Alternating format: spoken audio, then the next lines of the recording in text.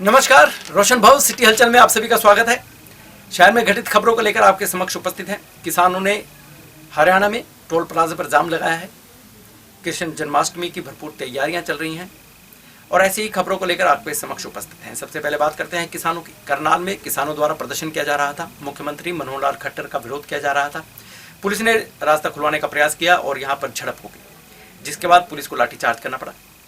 कई किसान इस लाठीचार्ज में घायल हुए, लहूलुहान हुए और जैसे ही यह खबर वायरल हुई उसी तरह से अन्य किसान भी किसानों की मदद के लिए अलग अलग टोल प्लाजा पर पहुंचने लगे और यहां पर जाम लगा दिया। किसानों द्वारा जैसे ही टोल प्लाजा पर जाम लगाया गया तो वाहन के पीछे वाहन, कई किलोमीटर तक कई टोल प्लाजा पर लंबी लंबी लाइनें लग गई वाहनों की और इसके बाद लोग यहां पर परेशान होते हुए भी नजर आए। हरियाणा के करनाल में किसानों पर हुए लाठीचार्ज के विरोध में पंचकुला सहित पूरे हरियाणा में किसानों ने टोल प्लाजा पर चक्का जाम कर दिया। पंचकुला शिमला हाईवे पर चंडी मंदिर टोल प्लाजा पर भी गुस्साए किसानों ने हाईवे जाम किया, जिसके चलते पंजाब, हरियाणा और हिमाचल जाने वाले लोगों को भारी परेशानियों का सामना करना पड़ा। इस दौरान आर्मी और आपातकालीन वाहनों को छोड़कर किसी भी वाहन को प्रवेश नहीं करने दिया गया। किसानों द्वारा लगाए गए जाम के चलते कई किलोमीटर तक वाहनों की लंबी लंबी लाइनें लगी हुई नजर आई। पंचकुला भारतीय किसान यूनियन के जिला अध्यक्ष नरेंद्र सिंह ने कहा कि करनाल में किसानों पर हुए लाठीचार्ज के विरोध में हरियाणा भर में टोल प्लाजा पर बैठे किसान जाम लगा रहे हैं। उन्होंने कहा कि जब तक सरकार के साथ उनकी मांगों को लेकर सहमति नहीं बनती तब तक उनका यह जाम जारी रहेगा। इस दौरान दूर दराज जाने वाले लोगों को पैदल ही निकलना पड़ा। इस दौरान कुछ लोगों के साथ प्रदर्शनकारियों की झड़प भी हुई और बात हाथापाई तक भी पहुंची, लेकिन किसान हैं कि मानते नहीं। नरेंद्र जी, आज मुख्य जो शिमला पंचकुला हाईवे है बंद किया गया है किसानों द्वारा, क्या कहेंगे? सर, ये इसलिए किया गया है, आज करनाल के अंदर खट्टर साहब ने आना था और हमारे भाई वहाँ से 15 किलोमीटर दूर बस्ताड़ा टोल प्लाजा पे इकट्ठे हो रहे थे विरोध करने के लिए, काले झंडे दिखाने के लिए, जो कि हर आदमी का, हर इंसान का हक है कि शांति से झंडे दिखा सकते हैं। वहाँ पे पुलिस ने आके ज़बरदस्ती गुंडागर्दी दिखाते हुए, हम तो गुंडागर्दी ही मैं कहूँगा, वहाँ पे हमारे भाइयों के ऊपर लाठीचार्ज कर दिया गया, किसान मजदूर भाइयों के ऊपर, और उनके सिर फाड़ दिए गए, उनकी हड्डियां तोड़ दी गई। ये कैसा देश है, ये कैसा लोकतंत्र है जहां अपना प्रदर्शन नहीं किसान कर सकता, मजदूर कर सकता। वहां पे उन पे ऐसे अत्याचार कर दिया गया जैसे कि वो कहीं से बाहर से आए हों, इस देश के नागरिक ही ना हो। तो इसलिए इसके विरोध में पूरे प्रदेश में जो है रोड जाम है। डिस्ट्रिक्ट पंचकुला में चंडी मंदिर की नेशनल हाईवे। तो कब तक जाम रहेगा आपका? ये सर तब तक जाम रहेगा जब तक हमारे भाइयों को छोड़ नहीं दिया जाता, तब तक जाम रहेगा जब तक हमारी बातें माननी नहीं जाती, जब तक हमारे भाइयों को इंसाफ नहीं मिल जाता। जब हमारे किसान नेता गुरनाम सिंह तलोनी जी के आदेश आएंगे तो हम खोल देंगे। हमारी मजबूरी है, हमारा शौक़ नहीं। हमें पता है यहाँ पे हमारे पे अत्याचार होगा, हमारे पर भी लाठीचार्ज हो सकता है, हमारे भी पर्चे दर्ज होंगे, मेरे ख्याल से हो भी गए हों। तो हम यही अपील करना चाहते हैं आपके माध्यम से भी, जितने भी भाई हैं सुन रहे हों, ज़्यादा से ज़्यादा संख्या में जो डिस्ट्रिक्ट पंचकुला के आसपास के भाई हैं, ज़्यादा से ज़्यादा संख्या में चंडी मंदिर टोल प्लाजा पहुँचे। पंजाब के मुख्यमंत्री कैप्टन अमरिंदर सिंह ने पंजाब में कांग्रेस की कलह को लेकर के पूर्व मुख्यमंत्री राजेंद्र कौर भट्टल से मुलाकात की है। जब इसके बारे में राजेंद्र कौर भट्टल से प्रश्न पूछा गया कि क्या मुद्दे रहे हैं, किन विषयों पर बात हुई है, तो उन्होंने यही कहा कि यह एक औपचारिक बात थी। पंजाब के मुख्यमंत्री कैप्टन अमरिंदर सिंह ने पूर्व मुख्यमंत्री राजेंद्र कौर भट्टल से मुलाकात की और मुख्यमंत्री खुद भट्टल के सरकारी आवास पर पहुंचे और उनका हालचाल जाना। इस दौरान चाय की चुस्कियों के साथ दोनों नेताओं ने सरकार और पार्टी के मौजूदा हालात पर चर्चा भी की। दोनों नेताओं ने इस बातचीत के बारे में कोई खुलासा नहीं किया। इससे पहले पंजाब प्रदेश कांग्रेस के अध्यक्ष नवजोत सिंह सिद्धू भी राजेंद्र कौर भट्टल से मिलने पहुंचे थे। जब मीडिया ने पूर्व पंजाब के मुख्यमंत्री राजेंद्र कौर भट्टल से इस मुलाकात के बारे में पूछा तो भट्टल ने मीडिया से कहा कि यह औपचारिक मुलाकात थी और इस तरह पहले भी वह लोग एक दूसरे के घर में मिलते रहे हैं। मुलाकात के दौरान किन मुद्दों को लेकर चर्चा हुई, इस सवाल पर भट्टल ने कहा कि कोई विशेष मुद्दा नहीं था। पार्टी एकजुट है और पार्टी को कैसे जीत कर अगले वर्ष विधानसभा चुनावों में सत्ता पर काबिज होना है, इसी को लक्ष्य रखा गया है।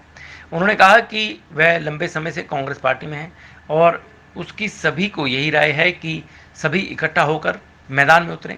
यदि पार्टी एकजुट होकर चलेगी तो ही विरोधी पार्टियों के बीच कांग्रेस सबसे मजबूत पार्टी के रूप में उभर सकती है। नशे और बेअदबी के मुद्दों पर लेकर पूछे गए सवाल पर भट्टल ने कहा कि यह उन्हें पता है लेकिन कांग्रेस पार्टी उन्हें हल कर रही है।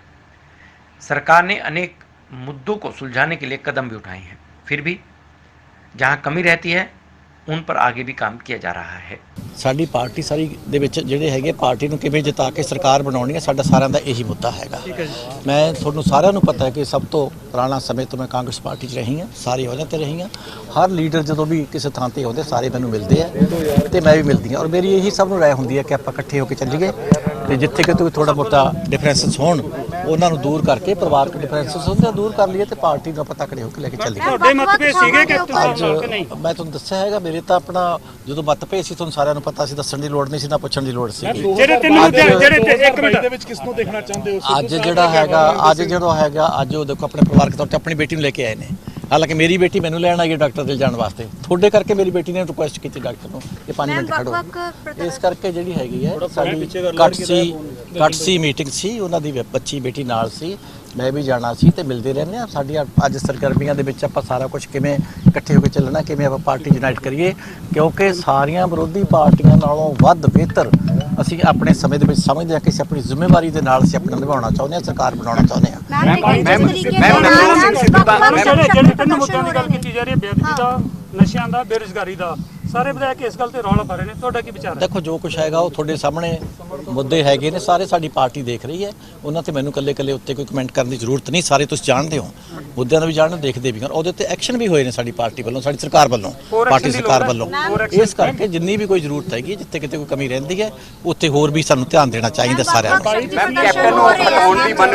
ਕੁਝ ਵੀ ਹੈਗਾ ਸਾਰਾ ਹਾਈ ਕਮਾਂਡ ਦੇ ਧਿਆਨ 'ਚ ਹੈ, ਸਾਡੀ ਸਾਰੀ ਹਾਈ ਕਮਾਂਡ ਦਾ ਹੁਕਮ ਮੰਨਦੇ ਹਾਂ। ਸਾਡੇ ਜਿਹੜੇ ਨਾਰਾਜ਼ ਭਰਾ ਨੇ ਉਹਨਾਂ ਨੇ ਵੀ ਇਹੀ ਕਿਹਾ ਸੀ ਹਾਈ ਕਮਾਂਡ ਜੋ ਕਰੂ ਕਰਨਾ, ਅਸੀਂ ਵੀ ਸਾਰੇ ਇਹੀ ਕਹਿੰਦੇ ਹਾਂ। ਮੇਰਾ ਤਾਂ ਇੱਕੋ ਹੀ ਮਕਸਦ ਹੁੰਦਾ ਹੈ ਕਿ ਹੁਣ ਇਲੈਕਸ਼ਨ ਮੋਡ ਹੈਗਾ, ਆਪਾਂ ਸਾਰੇ ਜੋ ਕੋਈ कमी पेशी रही भी है सारे इकट्ठे होइए और दूर करिए तो इकट्ठे होकर। श्रोमणी अकाली दल के नेता प्रेम सिंह चंदूमाजरा ने कहा है कि मुख्यमंत्री के पास इस समय बहुमत नहीं है और उन्हें अपनी नैतिक जिम्मेवारी लेते हुए इस्तीफा दे देना चाहिए। उन्होंने कहा कि पंजाब कांग्रेस में जिस तरह से कलह चल रही है उसे साफ नजर आ रहा है कि पंजाब के मुख्यमंत्री कैप्टन अमरिंदर सिंह को अपने विधायकों का समर्थन ही प्राप्त नहीं है। पंजाब के मुख्यमंत्री कैप्टन अमरिंदर सिंह के पास बहुमत नहीं है। पार्टी के विधायक व मंत्री खुलेआम कैप्टन के खिलाफ बगावत कर रहे हैं। कैप्टन को खुद ही इस्तीफा दे देना चाहिए या फिर पंजाब के राज्यपाल को सरकार को बर्खास्त कर देना चाहिए। यह बात श्री आनंदपुर साहिब से पूर्व सांसद सदस्य व शिरोमणि अकाली दल के वरिष्ठ नेता प्रोफेसर प्रेम सिंह चंदूमाजरा ने कही है। खास बातचीत के दौरान चंदूमाजरा शनिवार को मोहाली के गुरुद्वारा आम साहिब में आयोजित समारोह के दौरान अकाली दल के नए नियुक्त किए गए पदाधिकारियों को नियुक्ति पत्र सौंपने पहुंचे हुए थे। चंदूमाजरा ने कहा कि मोहाली विधानसभा हल्के की सीट पर बहुजन समाज पार्टी का प्रत्याशी चुनाव मैदान में उतारा जाएगा। शिरोमणि अकाली दल बसपा गठबंधन मिलकर इस सीट पर चुनाव लड़कर जीत हासिल करेंगे। चंदूमाजरा ने कांग्रेस सरकार की मौजूदा स्थिति पर तंज कसते हुए कहा कि पंजाब के मुख्यमंत्री कैप्टन अमरिंदर सिंह के पास बहुमत नहीं है।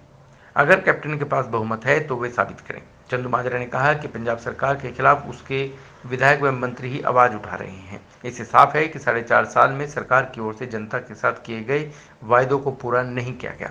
चंदूमाजरा ने कहा कि पंजाब प्रदेश कांग्रेस कमेटी के अध्यक्ष नवजोत सिंह सिद्धू ईंट से ईंट तो नहीं पर कांग्रेसियों के सिर से सिर जरूर भिड़वा देंगे। आम आदमी पार्टी के नेता हरपाल चीमा ने राज्यपाल को ज्ञापन सौंपा है और मांग की है कि पंजाब के मुख्यमंत्री कैप्टन अमरिंदर सिंह को अपना बहुमत साबित करना चाहिए, क्योंकि उनके पास फिलहाल बहुमत नहीं है। यदि वह 7 दिनों के भीतर अपना बहुमत हासिल नहीं कर पाते या अपना बहुमत नहीं दिखा पाते तो राज्य सरकार को बर्खास्त किया जाना चाहिए। पंजाब विधानसभा में नेता प्रतिपक्ष हरपाल सिंह चीमा ने पंजाब के राज्यपाल वीपी सिंह बदनौर को ज्ञापन सौंपा है। ज्ञापन के माध्यम से कैप्टन सरकार से बहुमत साबित करने की मांग की गई है। हरपाल चीमा ने कहा कि कांग्रेस 2 फाड़ हो चुकी है और कैप्टन अमरिंदर सिंह अपना बहुमत खो चुके हैं। अगर कैप्टन अमरिंदर सिंह 7 दिनों में बहुमत साबित नहीं कर पाते तो सरकार को बर्खास्त किया जाना चाहिए। देखो अज आम आदमी पार्टी का विधायक दल का ग्रुप एक डेलीगेशन जिहड़ा हैगा मानयोग पंजाब के गवर्नर साहबान नूं मिल के आएंगे, क्योंकि पंजाब विच अज कांग्रेस पार्टी की सरकार जिहड़ी घट गिणती सरकार रह चुकी आ। अज पंजाब विच बहुत सारे मिनिस्टर जिहड़े नेगे वो कैबिनेट दी मीटिंगां 'च भाग नहीं लै रहे। बहुत सारे MLA साहबान ने जिहड़े वो लगातार कैप्टन साहब का विरोध कर रहे हैं। अज जिहड़ी पंजाब विच घट गिणती सरकार काम कर रही आ, सो आम आदमी पार्टी मंग करके आई है, क्योंकि आम आदमी पार्टी प्रिंसीपल अपोजिशन पार्टी आ ਕਿ ਪੰਜਾਬ ਦੀ ਵਿਧਾਨ ਸਭਾ ਦਾ ਸੈਸ਼ਨ ਜਿਹੜਾ ਹੈਗਾ ਉਹ ਤੁਰੰਤ ਕਾਲ ਕੀਤਾ ਜਾਵੇ ਔਰ ਉਸ ਸੈਸ਼ਨ ਦੇ ਵਿੱਚ ਸਪੈਸ਼ਲ ਸੈਸ਼ਨ ਦੇ ਵਿੱਚ ਪੰਜਾਬ ਦੇ ਮੁੱਖ ਮੰਤਰੀ ਕੈਪਟਨ ਸਾਹਿਬ ਆਪਣਾ ਬਹੁਮਤ ਸਿੱਧ ਕਰਨ, ਕਿਉਂਕਿ ਕੈਪਟਨ ਸਾਹਿਬ ਜਿਹੜੇ ਹੈਗੇ ਨੇਗੇ ਉਹ ਮਿਨੋਰਟੀ 'ਚ ਆ ਚੁੱਕੇ ਨੇ, ਘੱਟ ਗਿਣਤੀ ਦੇ ਵਿੱਚ ਆ ਚੁੱਕੇ ਨੇ, ਮੈਜੋਰਟੀ ਖੋ ਚੁੱਕੇ ਨੇਗੇ। ਸੋ ਪਹਿਲਾਂ ਤਾਂ ਵੈਸੇ ਚਾਹੀਦਾ ਤਾਂ ਉਹਨਾਂ ਨੂੰ ਇਹ ਸੀਗਾ ਕਿ ਆਪਣੀ ਨੈਤਿਕ ਜ਼ਿੰਮੇਵਾਰੀ ਸਮਝਦੇ ਹੋਏ ਉਹ ਤੁਰੰਤ ਅਸਤੀਫਾ ਦੇਣ ਦੇ, ਪਰ ਲੇਕਿਨ ਸਭ ਨੂੰ ਪਤਾ ਹੈਗਾ ਕਿ ਉਹ ਬੜੇ ਜਿੱਦੀ ਨੇਗੇ। ਸੋ ਆਮ ਆਦਮੀ ਪਾਰਟੀ ਮੰਗ ਕਰਦੀ ਹੈ ਕਿ ਤੁਰੰਤ ਪੰਜਾਬ ਦੀ ਵਿਧਾਨ ਸਭਾ ਦਾ ਸੈਸ਼ਨ ਬੁਲਾ ਕੇ ਬਹੁਮਤ ਜਿਹੜਾ ਹੈਗਾ ਪੰਜਾਬ ਦੀ ਵਿਧਾਨ ਸਭਾ ਦੇ ਅੰਦਰ ਕੈਪਟਨ ਸਾਹਿਬ ਸਿੱਧ ਕਰਨ। पंजाब यूनिवर्सिटी के सीनेट चुनाव राजनीतिक अखाड़ा बने हुए हैं, छात्रों द्वारा प्रदर्शन किया जा रहा है और इसी सिलसिले को आगे बढ़ाते हुए शिरोमणि अकाली दल के नेता प्रेम सिंह चंदूमाजरा यहाँ पर पहुंचे और छात्रों को समर्थन देने की बात कही। पंजाब विश्वविद्यालय द्वारा सीनेट इलेक्शन ना करवाने को लेकर अभी भी स्टूडेंट धरने पर बैठे हैं। स्टूडेंट्स का कहना है कि पंजाब विश्वविद्यालय में सीनेट इलेक्शन होने चाहिए। स्टूडेंट यह भी मांग कर रहे हैं कि यूनिवर्सिटी को जल्द खोला भी जाए, दूसरा सीनेट इलेक्शन जल्द से जल्द करवाई जाए। लेकिन पंजाब यूनिवर्सिटी की तरफ से अभी भी सीनेट इलेक्शन को लेकर कोई बातचीत नहीं की जा रही। इसको लेकर शनिवार को अकाली नेता प्रेम सिंह चंदूमाजरा धरने पर बैठे स्टूडेंट से मिलने पहुंचे। प्रेम सिंह चंदूमाजरा ने स्टूडेंट से बात की और कहा कि इलेक्शन होने चाहिए, स्टूडेंट्स के साथ वह हमेशा खड़े हैं। यूनिवर्सिटी का एक सिस्टम है, यह सरकार हर किसी पर जुल्म कर रही है। कभी शिक्षा नीति को बदला जाता है, कभी पंजाब यूनिवर्सिटी का सिस्टम चेंज कर दिया जाता है। हर साल सीनेट और सिंडिकेट चुनाव होते हैं, लेकिन यह सरकार अपनी तानाशाही पर उतर आई है, ऐसा कहना है प्रेम सिंह चंदूमाजरा का। वहीं पंजाब यूनिवर्सिटी के पूर्व प्रेसिडेंट रविंदर सिंह धालीवाल का कहना था कि वह पिछले 15 दिनों से सीनेट इलेक्शन की मांग को लेकर धरने पर बैठे हैं। अभी राजनीतिक दल इस मुहिम में आगे बढ़कर आए हैं और धीरे धीरे पंजाब यूनिवर्सिटी पर दबाव बनेगा और यह चुनाव जरूर करवाए जाएंगे। कृष्ण जन्माष्टमी 30 अगस्त को मनाई जाएगी, लेकिन इस बार जो जन्माष्टमी आई है वह विशेष मुहूर्त में और नक्षत्रों में आई है। इस पर बात करते हुए आचार्य रोहित कुमार ने बताया है कि इस समय जो जन्माष्टमी आई है 100 सालों के बाद ऐसे नक्षत्र, ऐसे शुभ अवसर बन रहे हैं जब यह जन्माष्टमी आई है। तो यहाँ पर जो भी भक्त भगवान श्री कृष्ण की पूजा अर्चना व्रत इत्यादि करेगा उन्हें विशेष कृपा प्राप्त होगी। जन्माष्टमी इस बार कोई तिथि का कोई मतभेद नहीं है। इस बार जो अष्टमी तिथि है, हमारी कृष्ण पक्ष की अष्टमी तिथि, वो 30 अगस्त को ही मान्यता है। इस बार कोई इसमें कुछ नहीं है। और इसमें एक बड़ी बात और आती है कि इस बार जो हमारा कृष्ण भगवान जी का जो जन्म उत्सव है वो अत्यधिक धूमधाम से 101 साल बाद जो एक जयंती योग का संयोग बना है, वो योग बिल्कुल वैसा ही बना है जैसे कि इसके अंदर हम कहते हैं कृष्ण पक्ष की अष्टमी, भादो मास और रोहिणी नक्षत्र, ये सारी चीज़ों का समावेश जो हुआ है वो 101 वर्ष बाद हुआ है। इसके अंदर इस बार कोई ऐसी कन्फ्यूजन नहीं है कि हमारे को 29 या 30 में कुछ तिथियों में फ़र्क आए। इसलिए 30 अगस्त को ही हमारा जो है सोमवार के दिन जन्माष्टमी का पर्व अत्यधिक धूमधाम से जो है वो मनाया जाएगा। और दूसरी बात इसमें ये आती है कि जैसे कि हमारे श्रीमद् भागवत पुराण में के अनुसार भी उसमें भी लिखा है कि श्री कृष्ण जी का जो जन्म है वो भादो मास कृष्ण पक्ष अष्टमी को ही होता है। और कृष्ण जन्माष्टमी के दिन जो नक्षत्र होता है वो रोहिणी नक्षत्र है। और रोहिणी नक्षत्र जो है, ये रोहिणी नक्षत्र का अधिपति जो ज्योतिष के हिसाब से चंद्रमा है और इसकी जो योनि बनती है वो सर्प की बनती है। तो रोहिणी नक्षत्र अत्यधिक अच्छा नक्षत्र जिसमें भगवान श्री कृष्ण ने अवतार लिया, जन्म लिया।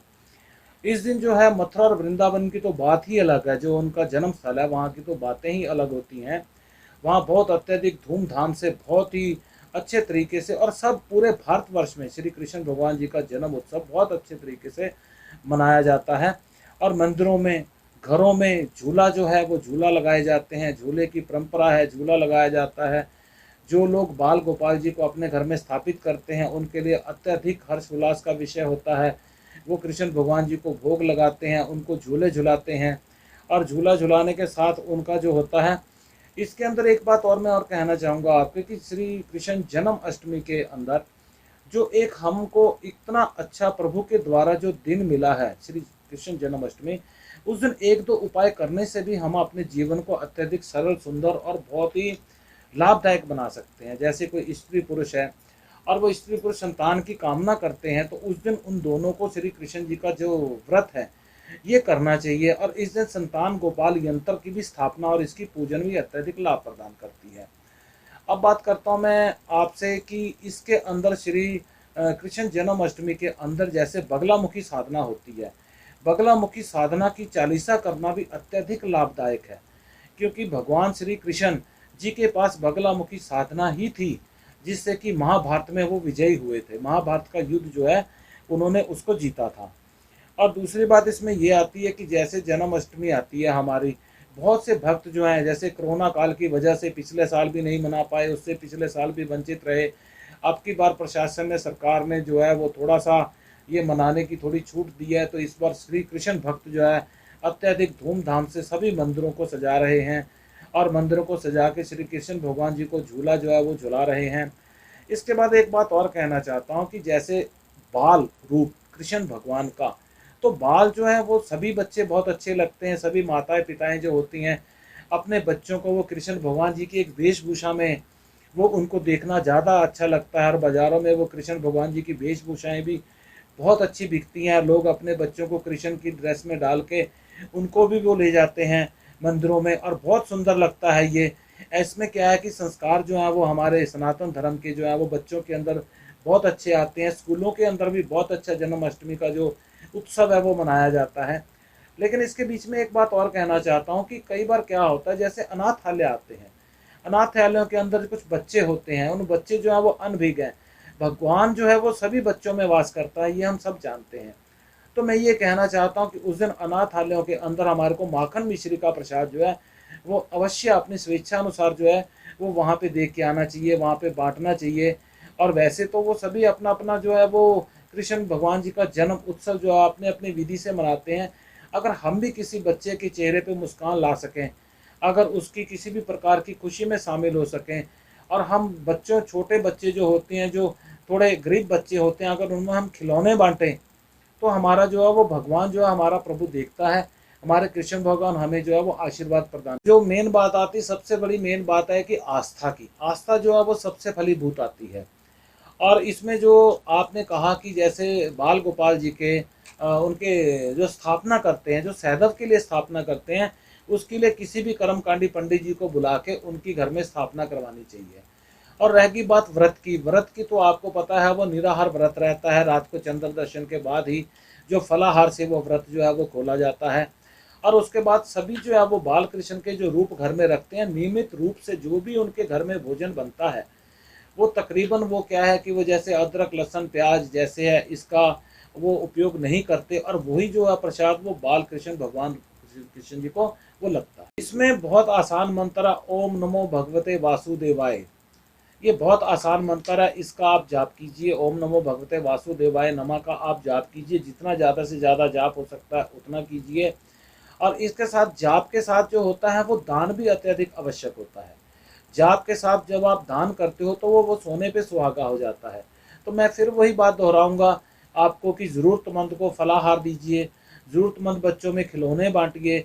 अगर कोई बच्चा कृष्ण की, भगवान जी की वेशभूषा को धारण करना चाहता है, वो ललायत दृष्टि से देख रहा है बाजार में, उसको लेके दीजिए। आपकी भी अंतरात्मा को जो है प्रसन्नता मिलेगी, और वो बाल रूप जो भगवान के रूप में वो बच्चा है उसको भी प्रसन्नता मिलेगी। हिंदू पर्व महासभा द्वारा शोभा यात्रा निकाली गई। जन्माष्टमी की अवसर पर यह शोभा यात्रा निकाली गई थी। इस शोभा यात्रा में भगवान श्री कृष्ण के कई रूप देखने को मिले, झांकियाँ देखने को मिली, भक्तों का गुणगान सुनने को मिला, और जहाँ जहाँ से भी यह शोभा यात्रा निकली वहाँ पर माहौल भक्तिमय होता गया। चंडीगढ़ के सेक्टर 44 राधा कृष्ण मंदिर से विशाल शोभा यात्रा निकाली गई।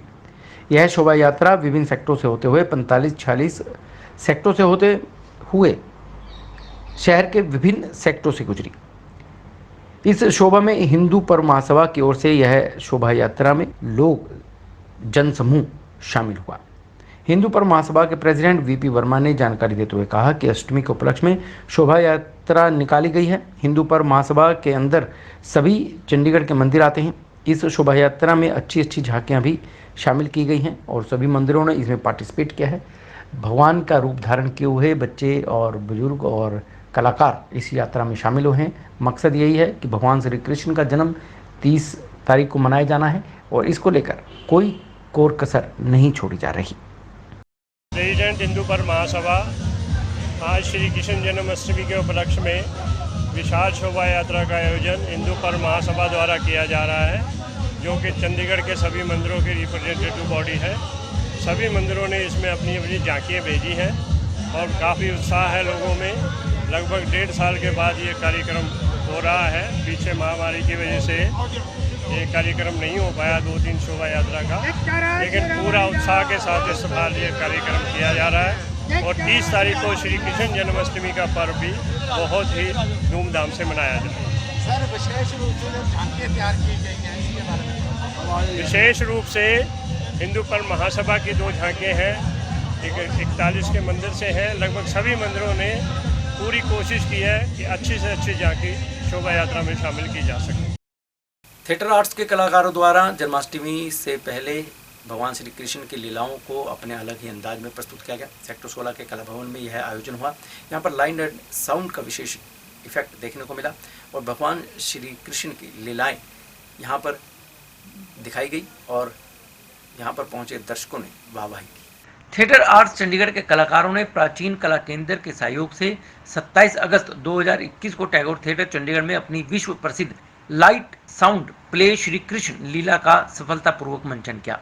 जयप्रकाश भट्ट द्वारा लिखित और राजीव मेहता द्वारा निर्देशित नाटक में भगवान श्री कृष्ण की खूबसूरत लीलाओं को दर्शाया गया। इस महानाटक में कृष्ण जी के जन्म से लेकर के गीता उपदेश तक की सभी लीलाएं प्रस्तुत की गई, जैसे कि कृष्ण जन्म वासुदेव जी के द्वारा बाल कृष्ण समेत यमुना नदी को पार करना और यमुना नदी द्वारा भगवान कृष्ण के पैर छूने की कोशिश करना। ऐसी कई लीलाओं के माध्यम से इस नाटिका का मंचन किया गया। इस अवसर पर चंडीगढ़ के वरिष्ठ पत्रकार SD शर्मा मुख्य तौर पर अतिथि के रूप में शामिल हुए। इस अवसर पर केंद्र सरकार के रजिस्ट्रार एवं कथक गुरु डॉक्टर शोभा कोसर व सचिव सजल कोसर भी यहाँ उपस्थित थे। कई अंतर्राष्ट्रीय स्तर के कलाकार रमेश कुमार भारद्वाज, बलकार सिंह सिद्धू, योगेश अरोड़ा, सतपाल सिंह, तेजभान गांधी आदि लोग भी यहाँ पर उपस्थित हुए। चंडीगढ़ पुलिस के क्राइम सेल ने इंश्योरेंस के नाम पे धोखाधड़ी करने वाले 2 शातिर आरोपियों को गिरफ्तार किया है। तो पुलिस को उम्मीद है कि इनसे मिली जानकारी के बाद काफी कुछ घटनाएं ऐसी हैं जिनको सुलझाने में पुलिस को मदद मिलेगी। पुलिस का साइबर सेल शहर में पूरी तरह से एक्टिव मोड में है। साइबर सेल लोगों से हो रही ठगी के मामले में लगातार शातिर आरोपियों की धरपकड़ कर रहा है। वहीं साइबर सेल पुलिस द्वारा एक बार फिर से इंश्योरेंस के नाम पर लाखों रुपए की धोखाधड़ी करने वाले 2 शातिर आरोपियों को गिरफ्तार किया गया है।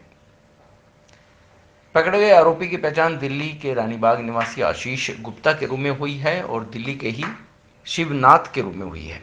दोनों आरोपियों को कोर्ट में पेश किया गया, जहां से उन्हें पुलिस रिमांड पर भेज दिया गया है। साइबर सेल के इंस्पेक्टर हरिओम ने बताया कि उनके पास बलजीत कौर द्वारा शिकायत दी गई थी कि उनसे इंश्योरेंस बोनस के नाम पर अलग अलग खातों में 41 लाख रुपए जमा करवा दिए।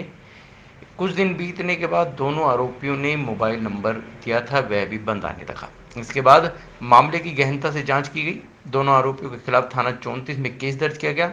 उसके बाद आरोपियों का सुराग दिल्ली का मिला। इसके बाद एक पुलिस टीम भेजकर दोनों आरोपियों को दिल्ली से गिरफ्तार किया गया। पुलिस ने पकड़े गए आरोपी आशीष गुप्ता के खाते से धोखाधड़ी की रकम 2,80,000 रुपये और उसके भाई के खाते से 1 लाख रुपए जमा हुआ था। वहीं आरोपी शातिर शिवनाथ के खाते से 8,40,000 रुपए जमा हुए थे। हमारे पास एक सेवानिवृत्त महिला की शिकायत आई थी कि जब वो रिटायर होने के बाद उसके पास ना इंश्योरेंस पॉलिसी के नाम पे अच्छा प्रॉफिट कमाने का प्रलोभन देने के बहकावा देकर उसके पास कॉल आई, भाई आप इन पॉलिसीज़ में इन्वेस्ट कर दीजिए, आपको इतने पैसे मिलेंगे इतने। धीरे धीरे वो औरत उनके बहकावे में आ गई और उसने उनके कहने पे अलग अलग खातों में धीरे धीरे करके करीब 40 लाख से ऊपर रुपये ट्रांसफ़र कर दिए। जब उसे इस बात का एहसास हुआ कि ये कोई पॉलिसी नहीं है, उसके साथ फ्रॉड हुआ, तो उसने कंप्लेंट दी। उसकी कंप्लेंट आने के बाद हमने उसकी कंप्लेंट पर प्रारंभिक जाँच करके पाया कि मामला दुरुस्त है। हमने उस पर 34 थाने में FIR दर्ज करी। धीरे धीरे FIR दर्ज करके एक के बाद एक सुराग लगाते हमें फिर इसके बारे में जिन खातों में गई थी उन बंदों की तलाश करते हुए दिल्ली से हमें 2 बंदे मिले हैं जिनको हमने अरेस्ट कर लिया। केस में इनके अकाउंट में पैसे गए थे। इनका कोई पुराना क्रिमिनल बैकग्राउंड हमारे केस के अलावा तो हमारी नज़र में आया नहीं है। बता दें कि इससे पहले भी cyber cell in charge Devendra Singh की अगुवाई में जनधन खातों के नाम पर ठगी करने वाले आरोपियों को गिरफ्तार किया जा चुका है। चंडीगढ़ में NHM कर्मचारियों का धरना प्रदर्शन जारी है। इनका कहना है कि जब तक इनकी मांगें नहीं मान ली जाती इनका धरना प्रदर्शन यूं ही जारी रहेगा। इन्होंने यह कहा कि उनके वेतन को लेकर काफ़ी विसंगतियां हैं, लेकिन प्रशासन है कि सुनने का नाम नहीं ले रहा। सेक्टर 16 के अस्पताल में एनएचएम एम्प्लॉयज़ के प्रदर्शन को 6 दिन हो गए हैं। चंडीगढ़ प्रशासन द्वारा इनकी मांगे अभी तक नहीं मानी गई हैं। इसको लेकर एनएचएम एम्प्लॉयज़ द्वारा प्रदर्शन किया गया और तेज करने की धमकी भी दी गई। इनका कहना था कि यदि उनकी मांगे नहीं मानी गई तो गवर्नर हाउस की ओर कूच किया जाएगा। सेक्टर 16 के अस्पताल में प्रदर्शन कर रहे इन कर्मचारियों का कहना है कि उन्हें समान काम के लिए समान वेतन के तहत लागू किया जाए। एनएचएम एम्प्लॉयज़ का कहना है कि उनका वेतन सबसे कम है और सबसे ज़्यादा काम उन्हें ही करना पड़ता है। सबसे बड़ी बात यह है कि एनएचएम एम्प्लॉयज़ को 3 भागों में बांटा गया है। इसमें से कुछ एम्प्लॉयज़ आउटसोर्स पर हैं, दूसरा यह है कि कुछ एम्प्लॉयज़ रेगुलर और कुछ एम्प्लॉयज़ एनएचएम के अंडर रखे गए हैं। इन सभी का कहना है कि एनएचएम एम्प्लॉयज़ के साथ ही भेदभाव क्यों हो रहा है। चंडीगढ़ प्रशासन समान काम के लिए समान वेतन की नीति को लागू क्यों नहीं करता। चंडीगढ़ प्रशासन से आर पार की लड़ाई पर यह लोग उतर आए हैं और इनका कहना है कि यह तब तक काम पर नहीं लौटेंगे जब तक कि इनकी मांगें नहीं मान ली जाती। शुरू से ही हमारे साथ भेदभाव किया गया है। हमें 3 कैटेगरीज में बांट दिया गया है, रेगुलर, आउटसोर्स और एनएचएम को। वो हमारी सैलरी अगर आप देखने पे जाएंगे तो आपको उसी में डिफरेंस पता चल जाएगा कि तीनों में कितना ज़्यादा हमारे साथ जो है वो भेदभाव किया गया है। सर हाँ, हेल्थ डिपार्टमेंट से हमने बात करने की कोशिश करी है और हमारे जो डीएचएस मैडम है उन्होंने हमें काफ़ी पॉजिटिव रिस्पांस दिया है और कहा है कि मैं आपकी बात आगे प्रशासन तक लेके जाऊंगी और लेके गए भी हैं यहाँ तक। और उन्होंने हमें पूरी आशा जताई है कि वो हमारी बात जल्दी से जल्दी पूरी करवाने की कोशिश करेंगे। सर ये जो प्रशासन है ये इतनी जल्दी बात सुनता नहीं है। जो अफसरशाही है, अगर वो आराम से बात सुन लेते तो मुझे लगता है आज हमें 6 दिन की हड़ताल भी ना करनी पड़ती। हमारी बात आज से बहुत दिन पहले सुनी जा चुकी होती। सर मुझे लगता है आज का सिचुएशन देख के प्रशासन को शर्म आनी चाहिए कि इतनी गर्मी में छोटे छोटे बच्चों को देख के हमारी बहनें यहाँ बैठी हुई हैं। अगर अभी भी इस प्रशासन को होश ना आया तो हम अपने इस आंदोलन को और तेज करेंगे और अगर हमें ज़रूरत पड़ी तो हम सेक्रेटरीट की तरफ को भी कूच करेंगे और एचएस सर के पास भी जाएंगे और उनसे बात करेंगे। सर हमारा जो है आज 6वां दिन में प्रवेश कर गया है अनिश्चितकालीन हड़ताल। तो हमारे जो ये मेन मुद्दे हैं, जो हमारी जो डिमांड थी सेम वर्क सेम पे की, इसके लिए जो है पहले हमें पता ही नहीं चल रहा था कि हमारी लड़ाई किसके साथ है, सेंटर के साथ है कि यूटी गवर्नमेंट के साथ है। तो हमारा कल जो है आज अखबार के माध्यम से हमें पता चला है सारा कुछ भी। उसमें जो है जो हमारे अरुण गुप्ता जी हैं हेल्थ सेक्रेटरी, उन्होंने जो है एक बयान दिया है कि इसमें जो है वहाँ से जो सेंट्रल गवर्नमेंट से लिख के आ गया है कि ये जो है मैटर जो है ये आपका स्टेट मैटर है और इसमें जो है बजट जो है दिल्ली से नहीं मिल सकता है। आप जो है अगर आप चाहो तो यहीं से आप बजट दे सकते हैं। कुल मिला के बात यह है कि हमारे जो प्रशासन से अब हमारी डायरेक्ट लड़ाई शुरू हो चुकी है, क्योंकि अब हमें पता चल गया कि असली हमारी जीत कहाँ से मिलने वाली है। क्योंकि हमारा जो सेम वर्क सेम पे हो या यूटी प्रशासन ही देगा, क्योंकि हम यूटी प्रशासन के ही अंदर काम करते हैं, इसलिए हमें यूटी प्रशासन से ही लेना है। इसके लिए हमारी जो लड़ाई है वो बिल्कुल तब तक जारी रहेगी जब तक जो है हमारी मांगें पूरी नहीं हो जाती। इसके लिए चाहे हमें कोई भी उग्र आंदोलन करना पड़े, किसी भी हद तक जाना पड़े, तो सारे साथी जो है जाने के लिए तैयार हैं। आज जबकि सैटरडे है, फिर कल संडे है, परसों सोमवार है, 3 दिन छुट्टियों के, फिर भी सारी यहाँ बहनें जो हमारे एनएचएम एम्प्लॉय हैं सारे यहाँ पे जो है अपने बच्चों सहित आ रखे हैं। तो इससे जब बड़ी बेशर्म की बात और क्या हो सकती है। मैं सरकार से यही मांग करूंगा कि जितनी भी जल्दी से जल्दी हो सके, क्योंकि अब तो केंद्र सरकार ने भी बोल दिया है कि ये स्टेट मैटर है, कम से कम आपको जो है इस काम को जो है प्रमुखता से लेते हुए इसको जो है तुरंत सॉल्व करना चाहिए, ये मैं आशा करता हूँ। सरकार की ही नीति है कि ठेका प्रथा पहले तो शुरू की होगी, उसके बाद अगर करी है तो उसके लिए सर हमारे ये भी तो देखें कि भाई इतनी कम सैलरी में बंदा गुजारा कैसे करेगा।